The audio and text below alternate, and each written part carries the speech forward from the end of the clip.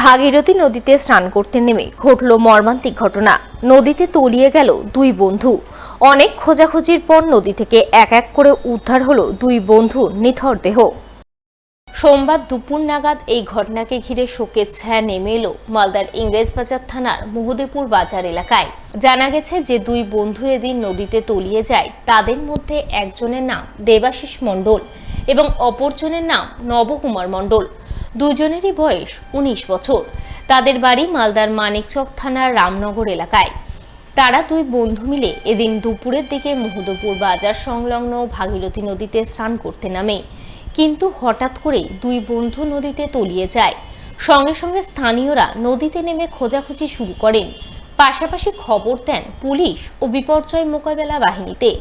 খবর পেয়ে বিপর্যয় মোকাবেলা বাহিনীর কর্মীরা ঘটনাস্থলে গিয়ে নদীতে স্পিড বোট নিয়ে তল্লাশি অভিযান শুরু করেন। তল্লাশিতে এক এক করে দুই বন্ধুর নিথর দেহ উদ্ধার হয় বলে খবর।